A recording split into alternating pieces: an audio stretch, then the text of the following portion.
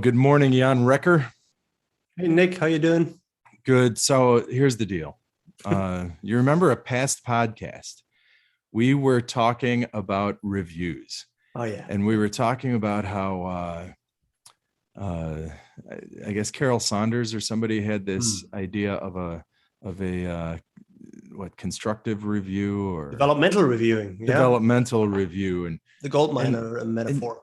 And we didn't like this developmental review. And we had a theory or a hypothesis that the reason this happened is that back in the old days, there were a few senior people, and those senior people were involved in reviewing and editing. And then there were junior people and dummies and people from outside of the field who would try and publish. So these senior reviewers and senior editors would do the reviewing, and they would do it developmentally. They would try to encourage them to do it developmentally. Because that fit that paradigm, which no longer fits because senior people, like, for example, my advisor, Kalle Lyytinen, is too busy, right, to be doing too much editing, too much reviewing. And it falls on all these junior people, mid-career people who actually don't know anything. And they're trying to develop people who actually maybe know things better than they do or take it in a different direction, right? So that's what we thought. So I figured, hey, why don't we ask Kalle himself? So Kalle, you joined us today. Yes. Well, thank you. Thank you for inviting me. And good morning and afternoon. Yeah, good morning, Kalle. We should point out straight from the start, what Nick just said, that was his theory. I had a very different theory. I didn't believe anything he said, but maybe you help us with figuring out which of the competing theories is correct about the old days. Well, my experience of the reviewing in the I entered the field in the 80s, and probably the first sort of these types of reviews I experienced in mid 80s. Wow. And I would say that things haven't changed very much. At that time, you got as much bad reviews as you got good reviews. And most of the reviews, at least you felt that they were bad reviews because you got rejected. And so I don't buy this theory. And I know I spoke actually with Carol at that time, and she didn't invent the term. Actually, it was another Finn, Sirkka, for JIS. Yes, she introduced this notion when she became editor-in-chief. But then we continued, but actually with Carol and Samba, we ran these workshops together in 2004 and 5, because we felt that the quality of the reviews was going down and it didn't do good for the community. That was the reason. And I think that the reason was also that before that, there was a lot of poor reviews, and we felt that the community needs to be developed in that regard. And I think that there has been some effort over the years. My sense is rather that the reviews have become sort of, they have become better. There's a higher standard for that than it used to be. But of course, we still complain because we get rejected and we get bad reviews also. But how about that they try and write your paper for you? You know. Yes, well, that happens. That still happens. That's a very common thing. And I think it has become more common than in the past. People wouldn't necessarily understand what you were saying. They just rejected outright. They didn't try to be nice to you as they try to do now. So they try to write their paper in your paper. So you said Nick is wrong, and I guess we all agree with that. maybe let me offer my theory of what happened at the time. So my theory was a little bit different. So I said, well, at that time in the 90s, in the late 90s, the field was growing, and it was growing more international. Yeah. So before that, we basically had different communities doing ISVs. You had an American community, they had MIS Quarterly and ISR, but there was also a European community for a long time. Some say even longer. You know, they were doing their things, but really there wasn't all that interaction between the two. And all of that changed late 90s, 2000s. Sort of the community came together. ISIS became international and decided on that rotating model where, you know, like you go to North America once and go to Europe and then go to Asia once and so forth. So these things came together. And of course, in a way, the community broadened and the standards sort of broadened as well, right? So in a different way to put it, watered down a little bit, which is what happened when you open up the community a little bit more to a wider set of people.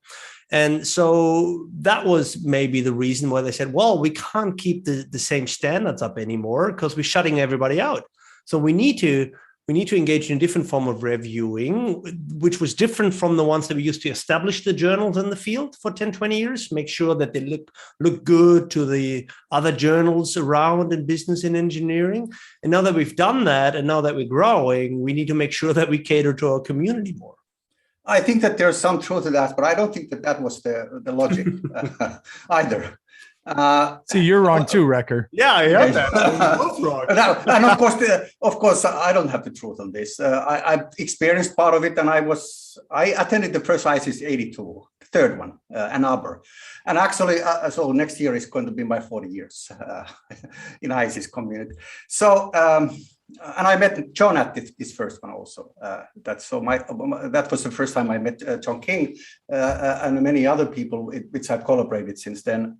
So at that time, it was a small community, 250 people in the conference, about 300. And then it grew in the 80s because the field grew mostly in North America, but there were some people coming from Europe. Myself, Helmut Kretzmar, and some other people attended, many of them. Niels Björn Andersen was from the start. So there were people from different parts of Europe, some British carriers and so forth. And actually, the first ISIS, as you know, outside, and you can, this is easy history. First ISIS was in Copenhagen, 91. And in that regard, Niels Björn Andersen did a wonderful job because he lobbied strongly that you have a name, international conference, but you never go outside North America. What sort of international is that? That's the American. Well, that's an American version of international. Yes, right? That you go to Canada. Yeah, international means Canada. And he sort of won the battle on that, and then it went to Amsterdam 95 and Helsinki 98 and so forth. So and at that time also North American community started to become more open to European influence, and they thought that they have to somehow capture at least some parts of that community and get them involved. So they also started to expand the journals. I became associate editor for Amwes Quarterly 93. And I was probably one of the first one. I was the first SC outside North America in 97. And that was Bob Smuts. So there was like the Scandinavian tradition was the big thing in Europe, yes, right? So yes. some Germans did notation and modeling, like Scheer and some of those, but the Scandinavians were doing the ISD, and that's where Langefors came from and all that. So that was like the big kind of European connection in the 80s. Well, right? I think the German connection was a little bit different in that. I think in Germany, I don't know for sure, but I think the tradition is that it came out of the applied informatics. That's true. That's angewandte informatik was angewandte informatik, applied computer science. So it came out of that and really only came into the business schools or even close to that when I started studying. So when I started studying, it was one of the few places where you would have it not in the mathematics and informatics and natural science department, but rather in a business school, right? That wasn't mainstream. So that only happened in the 90s, and before that was just applied software engineering. That's what it was. So Wirtschaftsinformatik, that's not in business schools? That's usually. Well, it didn't used to be. And if you look in Germany, the landscape now, I would say it's still very spread. You have Wirtschaftsinformatik information in business schools, like very similar to what you have in North America, but you have it a lot of in the informatics and computer science department as well. Depends on where you go, really. Yes, but that community in Germany was pretty large. I understand that some of the conferences, they had like 1,000 participants, even in the early 90s, late 80s, because they were funded like natural science. So the departments were relatively large and they mostly built software. Yeah. And this coalition, of course, from Germany, actually happened later, and you can see policy matters, institutional things matters. When the funding agencies established new incentives, that the ISIS and the journals became much more important in evaluating academic progress in Germany. So I'm curious about that time, like Nick and I, we talked about the past actually affairs in the episodes, right? So reviewing was one of the topics. In another episode, we talked about careers. And Nick, you basically said, well, it was easier back then. That's basically your argument. You said, Absolutely. well, the old guys, the old folks, they had an easier way to constructing a career. They had lower tenure requirements. It was easier to get published. And, just by and large, we have to do way more, or the folks that come through these days have to do way more than whatever, you guys had to do in the 80s and 90s. So maybe we can start with, how was that process for you, getting tenure, and what were the requirements and so forth? Because I think I agree with Nick. It sounds easier without having been there. All right. I think it was easy. Naturally, it was easier. In a way, you can say that you were lucky. You were at the right time at the right place. I got and of course, the situation was very different in the sense that the administrative systems in most European countries where I started were pretty different from the US system. Now the tenure system is everywhere, at least those which aspire to be more research-oriented places. But at that time, I think the same applied to Germany, although it was a little bit different structure. You had the slot system where you actually had slots which were filled with the best people available at that time. And it was a fixed slot. It wasn't like a tenure process. So I became a full professor when I was 33 years old in Finland. And it was just because a number of positions open at that time because of the government decided funding that IT is important, and they established these chairs in different universities. And I was there at that time, and I applied and got one, and the rest is sort of history. Imagine that, 33 years old, yes. Clueless, your government just says, hey, we have 5 more full chaired professors, and they give you one. How cool is that? Well, they didn't give it to me. I had to. You did some things before that. Yes, there was like there were several applicants, and I had my scholarly publication already at 85. So when I went to applied the chair 87, I had ACM computing surveys, which was a hot topic. The publication I had my scholarly and several others. So even by today's standards, I would have probably made a tenure with that. Well, and back then it was weird because there was no real IS. So didn't you get your PhD in something else and you chased down Heinz? Yes. My degree is in computer science. Actually, it was a computer science department, but most of the work was in software engineering type of work. It was like Angewandte an Informatik in Germany. The other departments in Finland were in theory or some other things. Our department, it was in social sciences, the department. So that was very natural that it was more applied. And I was in a way lucky internationally in the sense that I collaborated a lot with the German. My advisor was German, actually, Heinz Klein.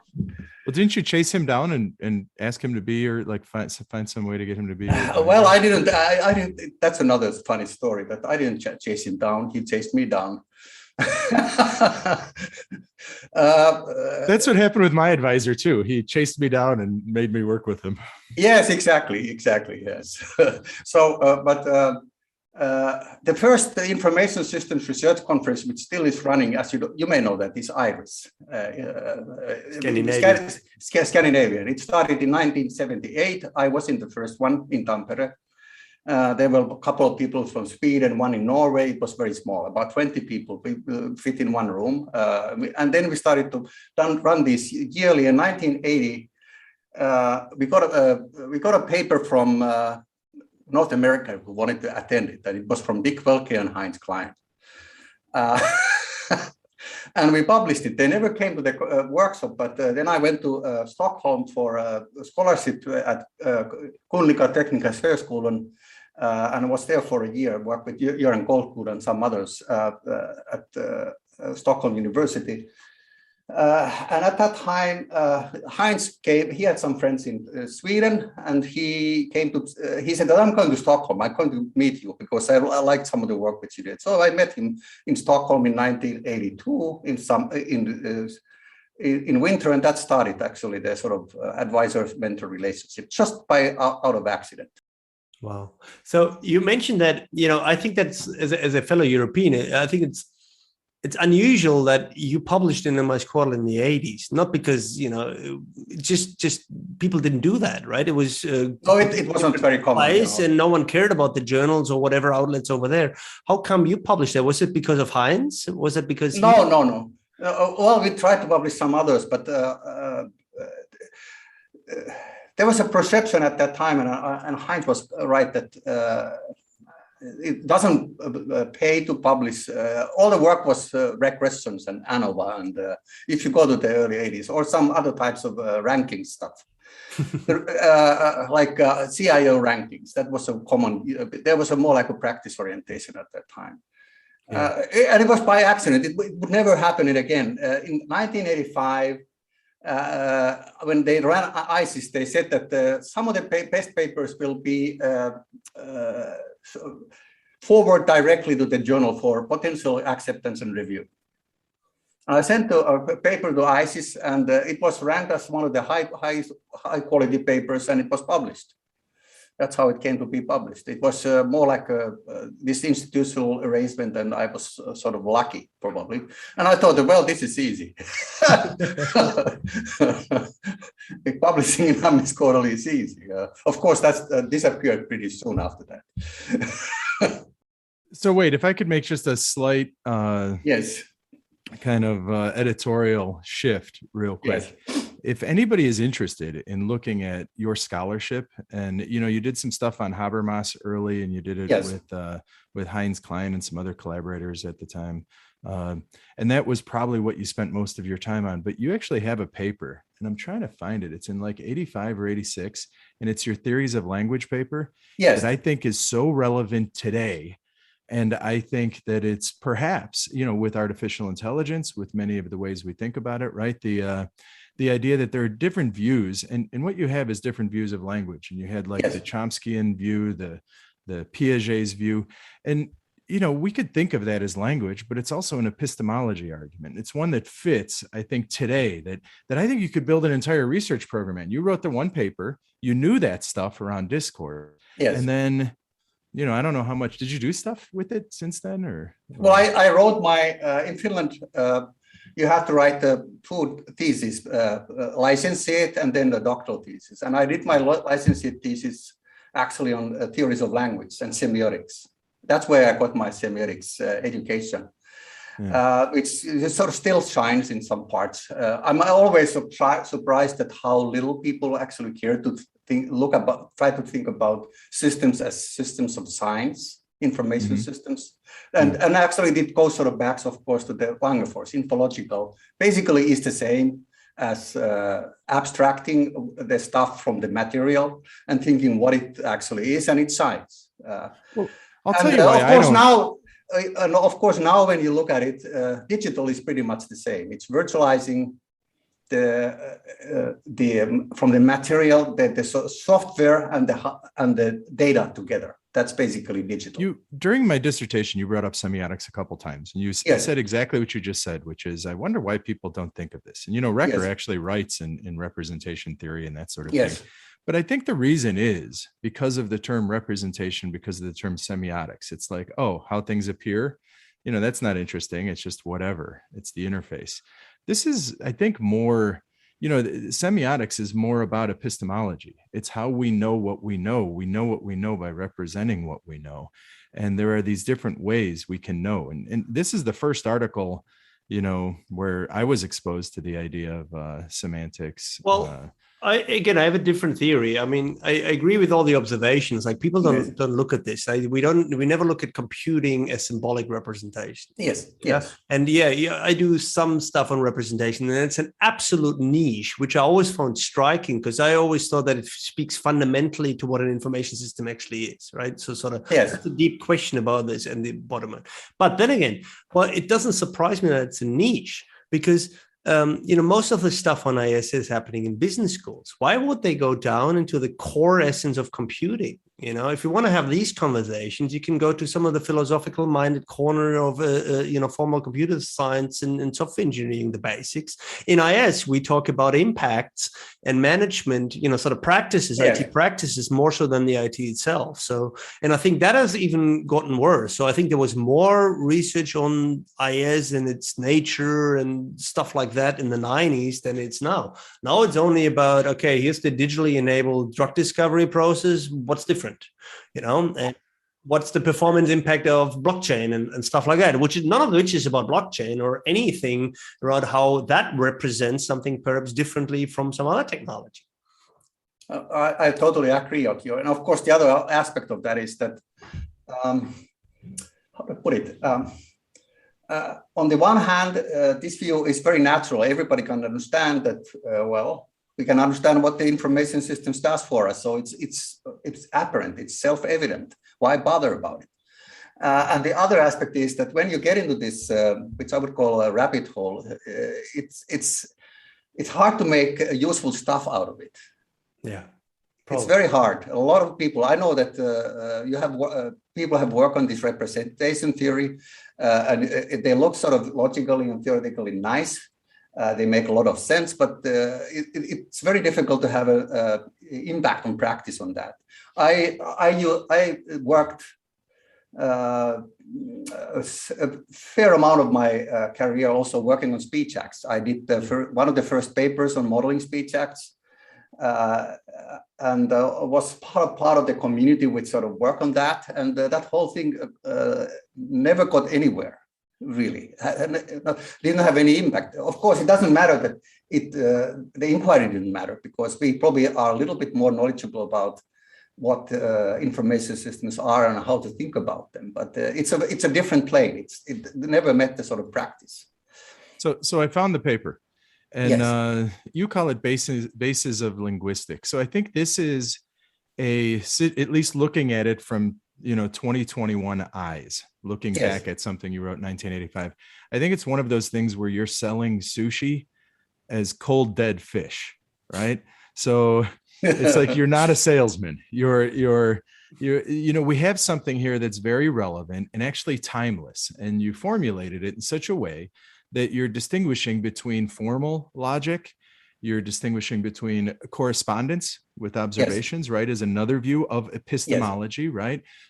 Explanation, prediction, and then completeness, right? These are, I think, in, say, issues of artificial intelligence. Yesterday, I was in a workshop where we were talking about ethics in artificial intelligence, issues of granularity, formal validity, correspondence, prediction, explanation.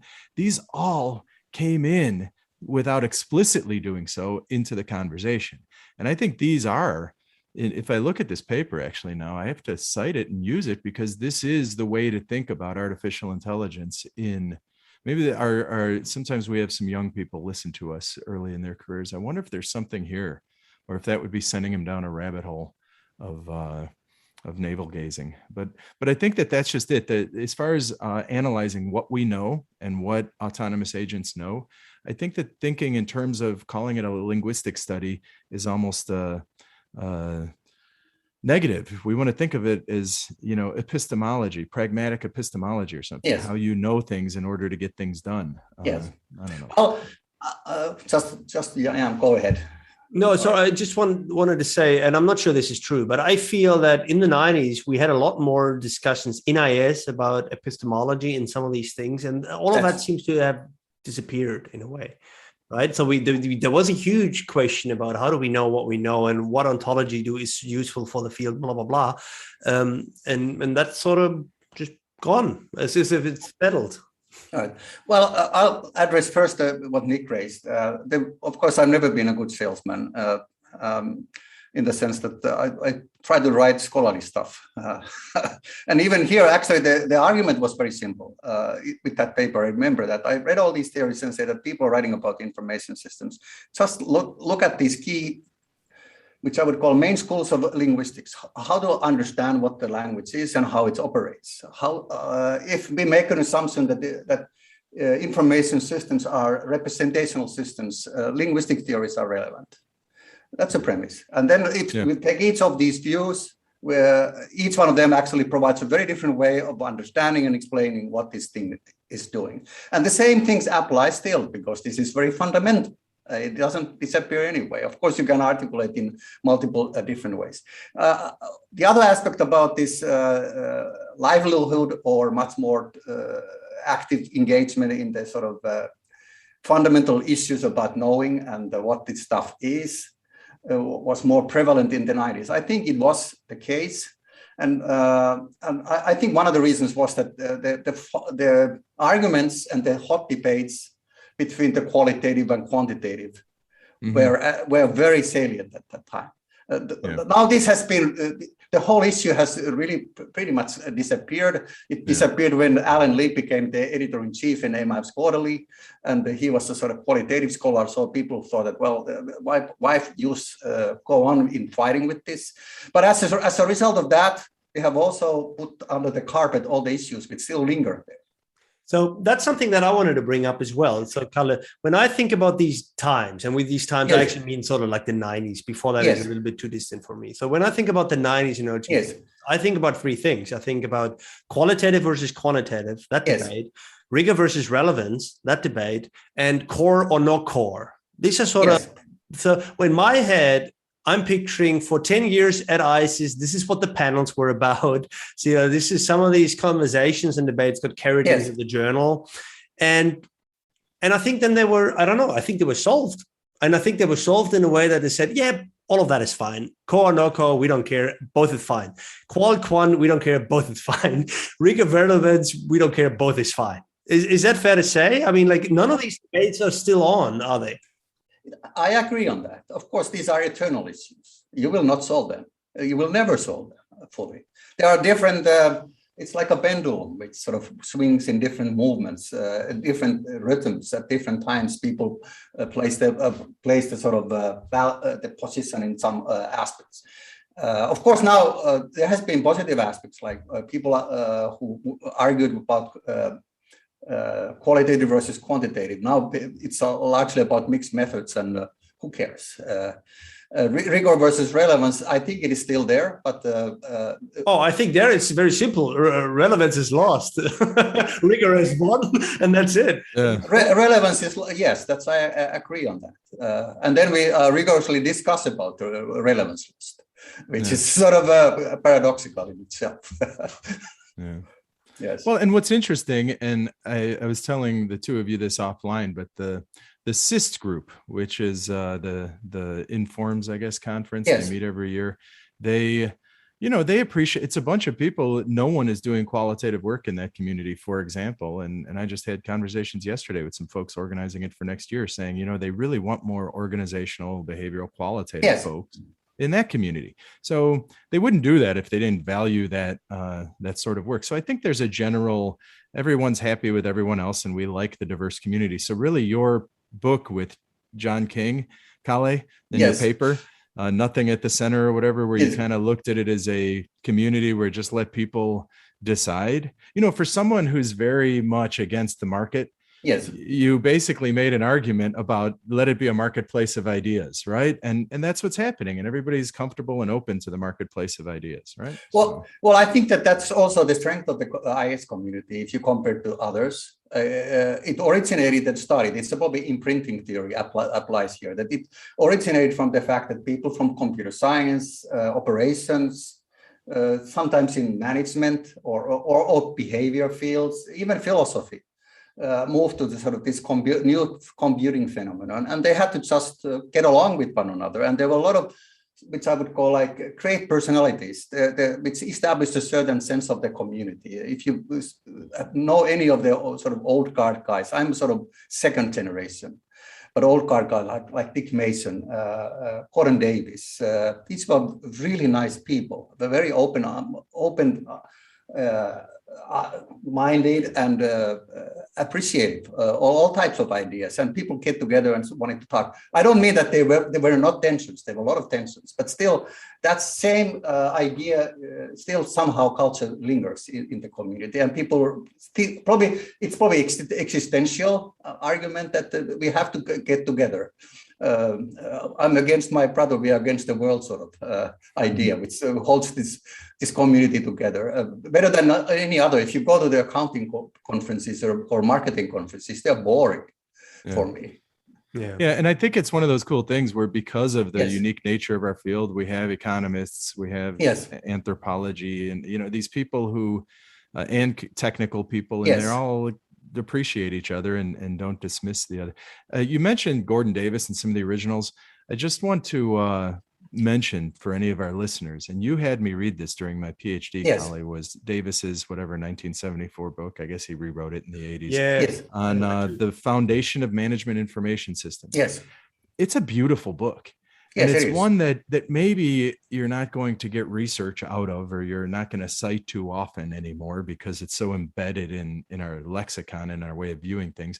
But it really does a nice job talking about, the foundations of general systems theory that we come from, foundations of decision making, foundations of ISD, right, in information systems design and development. So it's like the foundations of our field, through say the 1950s and 60s that this came out of. So it's kind of cool. But a different way could also be like my theory on all that is all of these I would subsume under debates that were necessary for the establishment of the field. Sort of that rigor versus relevance. Rigor was really important just to get that disciplinary reputation up. And then, at some stage it was established, and then how about relevant? Shouldn't we also be relevant, et cetera? Because I think there was always an appetite in IS, especially in the European tradition. A lot of them were driven by relevance. They wanted to, build systems that help some problem somewhere, right? So that happened. The qual versus quant is just a debate that I've seen in other fields as well. And some of them, they've also become pluralistic, others haven't, and so forth. So all of that is establishment. And I think at some stage, it just all of that quieted down because the field was established. And, you didn't have to fight for its position all the time. At some stage in the faculty, in the business school, other people said, you're IS, you're here, you know your journals, they seem to be doing okay. And all our normal metrics, they're doing okay. I remember Detmar Straub in about, when was that, 2004? 5, whatever, he took over.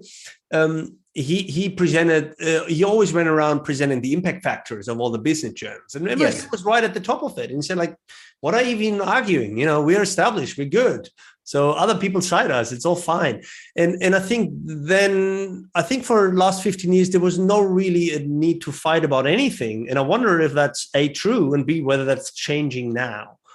Because now I feel that a lot of people are complaining that other fields are coming in and sort of going onto our turf. What are the marketing people doing with digital consumer, this and this? What are the economics people doing? They're doing what we did 30 years ago and doing it badly and ignoring anything we did. Yeah. Well, that's one view, I suppose. But, at the moment, we see that all these sort of disciplines, they sort of converge anyway. Our field is, some people say, oh my God, we have too many economists in our field because they're taking over. That seems to be a conversation at the time, at our time now. And, in the same way, what are the operations people dabbling in our journals and stuff like that, right? So I wonder, do we have a debate at the moment? Is there anything that people really fight about anymore? Well, I think that they are concerned about this. Are we going to get over by some other fields? But this was the same arguments took place in early 2000s during the dot-com boom, because many other fields, marketing, did exactly the same. That's a part of the existential anxiety discourse, which has somewhat dominated at some corners of the community. My response to this has always been pretty pragmatic. If we are dealing with the important phenomenon and we do a good job, we shouldn't worry about anything else. And I think that the phenomenon we are looking at is really important. If we can provide something interesting and relevant to any of the important constituencies, we are doing a good job. Of course, we have to be concerned about it. But whether we call it information systems or something else doesn't matter. What matters is the stuff which we are dealing with. And to be honest, we have lived pretty exciting times. I would say that I've just been reading Chandler again. This is about the same stuff what happened in the US between 1870 and 1910, when the industrial corporate organization merged. It's a very similar type of change which we are experiencing. And this is important. That's what matters at the end. And if we can provide some useful stuff or understanding about why this is happening, what the outcomes are, we are doing what we are expected to do. We don't have to worry about what marketing or other people do. Let them fight their own fights about it. They have their own problems about it. If you read any of the fields, management, strategy, marketing, all of them now have anxiety discourse. All of them, because of this stuff. Yes, of course it's not. Of course, it's not that common as anything else. Just a small comment about this MI's quarterly impact factors. They were stellar actually in early parts of the 2000s, and when they started to do these things and they compare it with the other management journals, I think was number one for many years. Yeah. And I can tell you why it happened. It happened because of TAM. Yeah, so TAM, and because there's a lot of citations with TAM. Yes, if you're writing a TAM paper, you have to cite existing TAM papers. So I want to just go back to something Recker said, how, economists are taking over the field and all of this that you did mention. I would actually say that's a 10-year-old view, Recker. I think economists were taking over the field 10 years ago, and for the last decade, they've taken over the field. But we could actually do yet another podcast and call it Econometrics is the new TAM. Right? Because there's a formula of getting a particular type of data set, thinking about a particular type of causation where something is exogenous and it actually, significantly impacts something else, and going to get data sets that lend themselves to that. So you're very much looking for your keys under the lamppost if you're following the econometrics genre and you're chasing the particular type of data. Well, we're having a meeting with MISQ editorial board. I'm sure you're signed up for it, about causation.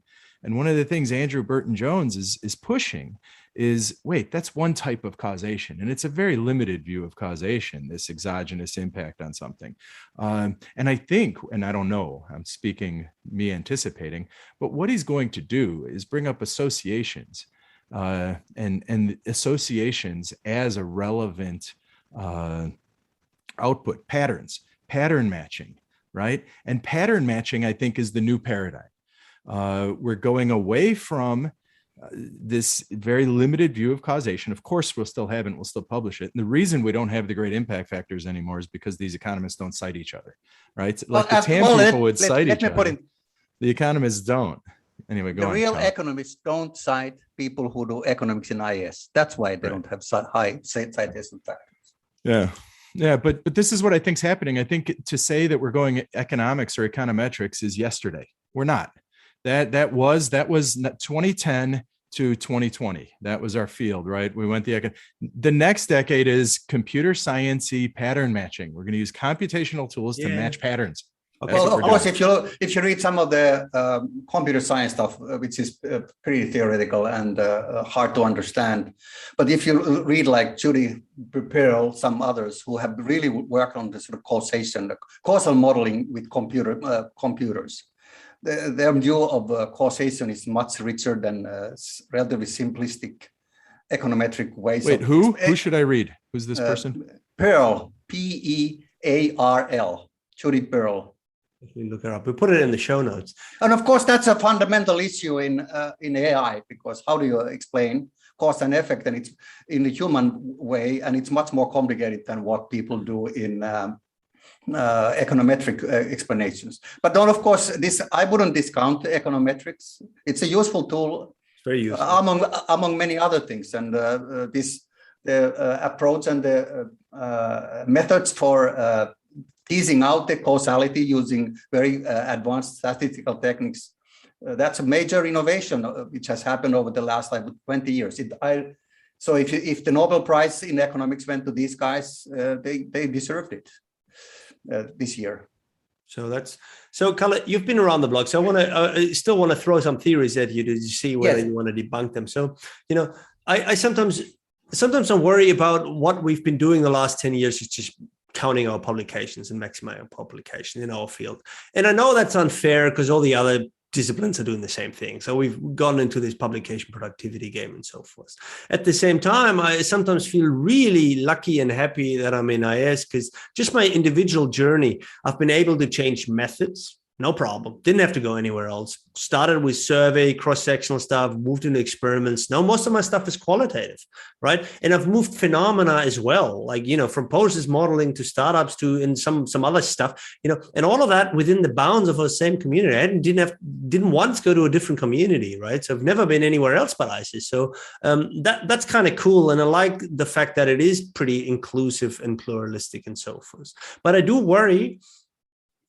No, I'm not sure whether worry is the right word, but it's kind of sad that we don't have these good fights. Like I look back at these fights about the core and the rigor versus relevance, and I like them. I like reading about them and so forth. And I don't think we have them at the moment. I'd like us to have a good old fight, something that we need to worry about for the next 5 years until we get to a position where everybody's happy with. So I guess, this rambling, what I'm asking is, are we in a better place now than we were 20, 30 years ago? That's a good question. I've never thought about it. I think that our field has always been its ups and downs, the boon and bane, has pretty much gone with the stock value of the IT firms. I think that's the best predictor. And the last 10 years have been pretty good in that regard. So the field, if you look at it in that way, is doing pretty well. Of course, what is, at least for an older card guy like me, is sort of a concern, is that the field is narrowing. It's becoming, it doesn't address the fundamental issues. And because it doesn't address the fundamental issues, there are less fights. The fights are nearly always around fundamental issues. And there's much less passion. I've read my Hegel, so without passion, there's no achievement.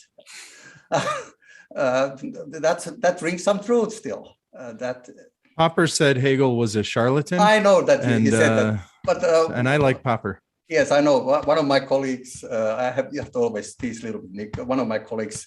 In the 70s and 80s, Popper wasn't highly popular among, especially people who read Habermas and other things. Habermas debunked Popper pretty strongly, and many of his colleagues also. He debunked everybody. He debunked pretty much everybody, but there was these rights that Popper is a skunk and things like that. Philosophers always knew how to have good fights, so they really pushed the other ones. And if you read some of that, of course, you get this type of language and view, but they have passion. We don't currently have that. Well, and to me, that's a side product of this publication productivity. So if it is. If you're trying to maximize publication, you inevitably go for more heterogeneous papers. You publish on all sorts of things, whatever you can get published. And that also means you're not pursuing this one thing for 15 years that you get really excited about. You can't do anything for 15 years if you're not passionate about it.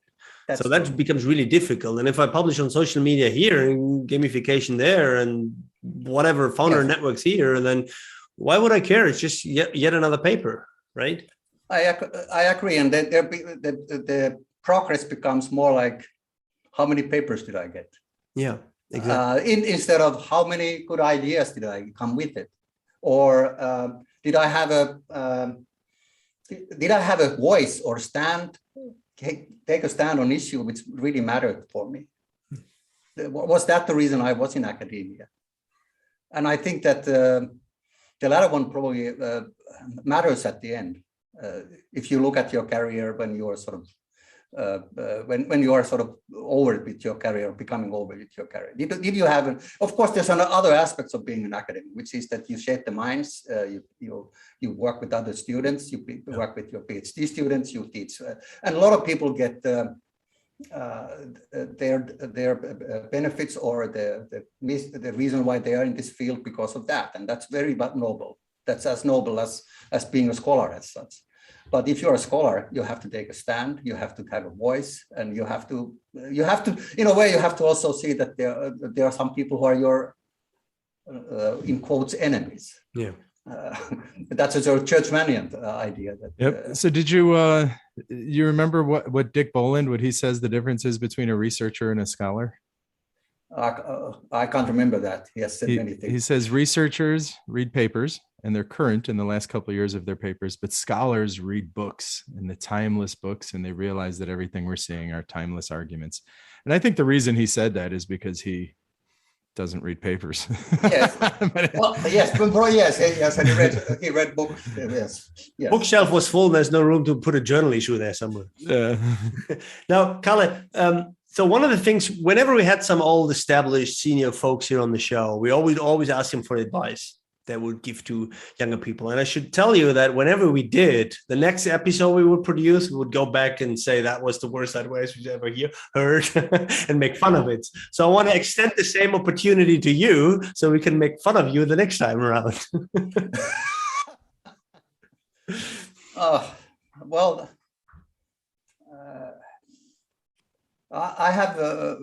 I know that whatever you say, it's a truism, and it's a sort of too simplistic, and there are no, other than very simple rules, like be good to others, care about others, things like that. You know what you told me, Kalle? Yes. You told me, don't do what I did. Exactly. All right. I'm like, that's a good, well, yes. And then here I am spending my career trying to do what you did, right? Maybe, yes. Well, the reason I said that is that I did something which was highly risky, and you would not be able to do that anymore. So in that sense, the field has changed, really changed. I wrote my doctoral thesis. It was a philosophical piece. There was no empirics at all. It was actually going to the library and reading a lot of books and putting them together and trying to understand this complex issue about what systems develop as social action. And from there, I have been just degrading down to trying to understand more empirics. So it's nearly the reverse of what most people do. They start with the empirics, and then when they get sort of mature tenure and they are protected, then they can start thinking about these more eternal or difficult issues.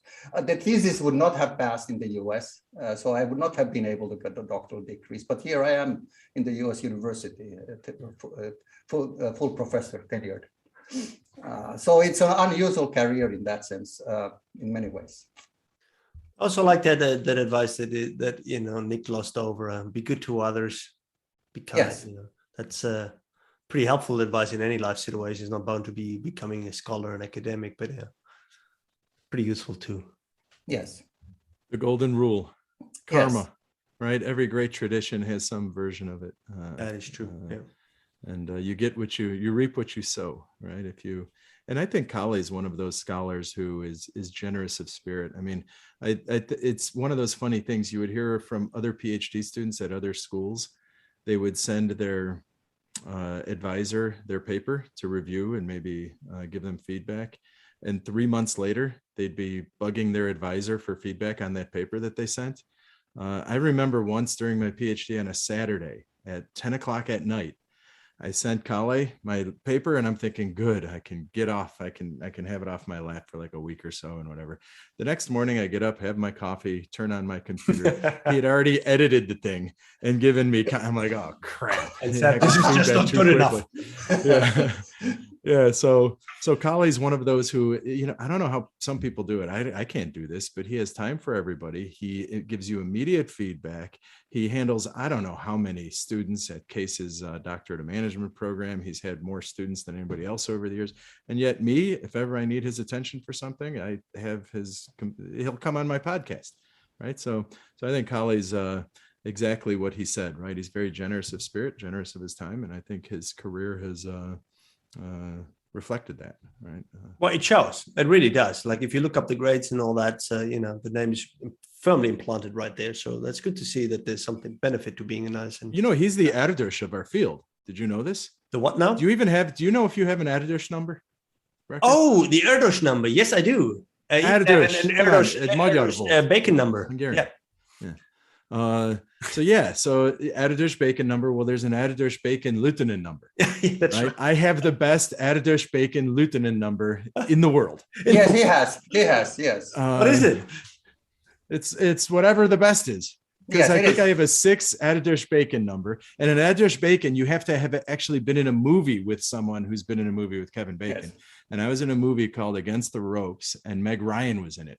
And Meg Ryan was with Kevin Bacon. So I have a Bacon number of 2. That's good. I have an Erdős number of 4 through Kalle. So I have a 6. I'm tied with like Carl Sagan and Natalie Portman and some Yes. others with my Erdős-Bacon number. But then if you add Lyytinen, I have a 1. So I actually have a 7 Erdős-Bacon-Lyytinen number. And I challenge anybody in the field to have a better Erdős-Bacon-Lyytinen number. All right, folks, you've heard it. The challenge is out there. The Erdős-Bacon-Lyytinen number is up for grabs because we surely can't, Nick, be the best in anything, really. Like in basketball. All right. Jan, just to point out that there's an article in IC's proceedings which says that who is the Erdős of the... I do remember that. It was John Tripp, wasn't it? No, it was someone else. But I do remember the article. I'll look it up and I'll put it on the show notes. I remember that article. It's 2017-18 ICs. I think it was Dorothy Leidner's student who did it. I met him later, actually. I will look that up. Absolutely. Yes. So there's some objectivity to say that there's a Lyytinen number. Yes. It is John Tripp, right? It's Chipidza. Yeah, Chipidza. Yes. And Tripp 2018. So Yes. yeah, absolutely. The social structure of the Information Systems Collaborative Network. And they basically said Kalle Lyytinen is the Paul Erdős of our field. Well, I'll tell you another way that I've come to know Kalle as the head of the case Mafia. Yeah? That's another saying that goes around. So case while we're Mafia. being all humble and nice here and stuff, you could also say he's been one of the biggest mafia bosses ever seen. The Sopranos in our field. Could as well call him the Soprano of our He field. just sits in his little throne, like he doesn't have a chair. He's got a throne, and people have to come facing him. And then when they back out, they have to face him when they leave his office. Yeah.